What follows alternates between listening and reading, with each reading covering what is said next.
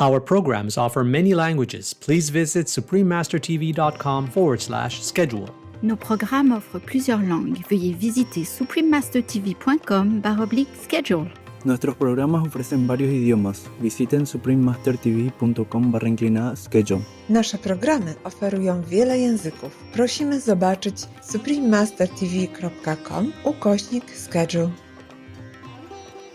What are the benefits of Satsang? Why do some people not derive any advantage from the company of saints? What are the obstacles that come in the way of acquiring true knowledge? Please keep watching to find out how Param's son Tulsi Sahib, vegetarian, eloquently answers all these questions.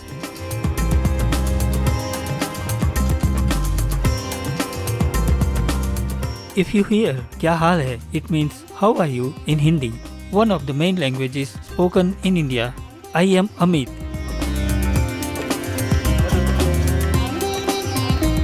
The benevolent people of India extend their sincere prayers for your spiritual upliftment now and always.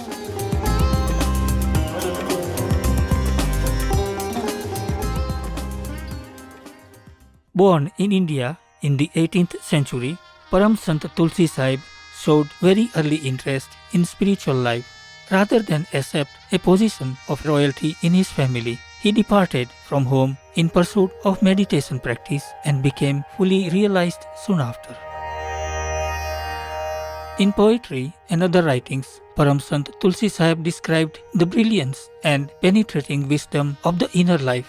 At the same time, he emphasized that a living master is necessary to access this direct connection with the kingdom of God. In an expression of gratitude to his own master, Tulsi Sahib said, "O Tulsi, the kind and merciful master has blessed me and made my life blossom. He has given me a new life." In writing about spiritual upliftment, Param Sant Tulsi Sahib recounted his own experience of the inner heavenly light and sound. Moreover, he said that all saints' teachings shared the same path to the divine within, along with instructions on how to attain it. Param Sant Tulsi Sahib thus declared that the teachings he conveyed were in unity with those of Kabir Sahib Ji, Guru Nanak Dev Ji, Datu Dayal Ji, and other saints. We will now share with you selections of mystic verses of Tulsi Sahib, vegetarian, saint of Hathras. Satsang, sacred gathering with a realized master. This is an excerpt from Ratan Sagar in the form of a dialogue. Hriday, a disciple raises certain questions concerning Satsang, namely, what are the benefits of Satsang? Why do some people not derive any advantage from the company of saints? What are the obstacles that come in the way of acquiring true knowledge? Tulsi Sahib elaborately answers all these questions using various similes and metaphors. Hriday, O Master, people attended many satsang, but some say they gained no benefit. Countless days did they spend in the company of saints. Never did they see the Lord with their own eyes. Much praise have you showered on satsang, but it brought no advantage to them. This has aroused doubts in my mind. Pray, help me to be rid of them, O Master. What did they lack? Why did they not understand? How did they not recognize the jewel of knowledge? Tulsi Sahib, listen, O brother, I shall try to explain the truth to you. The soul left her home on the day of creation. Birth after birth, she gathered the rust of karmas. As rust eats into iron, as worms eat into wood, as a sharp sword becomes blunt through corrosion, as hail gets lost in water, so has the soul lost its luster. The terrible law of karma is formidable. The mind rides the soul. Servile to the senses, the mind roams recklessly. Mind and soul have been firmly knotted together. The unclean mind has lost discernment and understanding. Tell me, how can it ever know what satsang is? He who is illiterate and ignorant and tries to read a book, what effect can its meaning have when he knows not the alphabet? It is thus that they remain in the company of saints. They keep their minds engrossed in food and greed. So long as their minds relish such pleasures, they continue to remain in the association of saints. Never do they understand the saints' way and technique. How then can they ever hope to perceive the truth? Who eat to their heart's fill, who sleep for long hours, who indulge in idle gossip, who control not the wayward mind. Their minds, from countless births, are like tangled yarns. Who can ever disentangle such twisted yarn? Such a one should work hard or surrender to the master. Either he should do spiritual practice or seek his master's shelter. If he does neither, he wanders without a purpose. Fickle of mind and speech, how can he achieve his aim? Were he to enkindle within the love of his master's feet, he would gain true benefit from his mentor. He who begs from the saints with sincerity of heart receives their compassion and is redeemed. To recognize saints is not an easy task. He deals with them through cunning and deceit. One who tries to know them from their actions will fail to know them even if he spends many lifetimes. Their ways and methods are inscrutable and deep. How can a naive observer know their greatness? The Vedas describe them, not this, not this. Even the prophets cannot unravel their mystery. The three gods, Brahma, Vishnu and Shiva, cannot know their stature. From external signs you cannot assess them. Whosoever claims to know what saints are, Tulsi, in consternation, puts his hands to his ears. Rare are the noble and benign of good fortune, whose attention is fixed on the feet of the saints. They can truly judge these lovers of the beyond, who take the world and its forms to be illusory.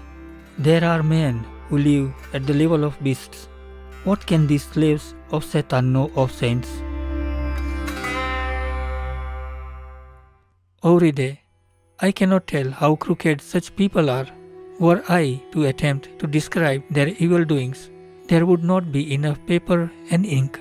Never aware of their true selves, they ever remain in delusion. They waste their lives in base pursuits and return empty-handed. O Hriday, they lived not truly in the company of saints. They plunged not deep and drank not its nectar. When water is poured over a stone, its wetness quickly dries. Since no moisture penetrates it, what can it do except remain dry?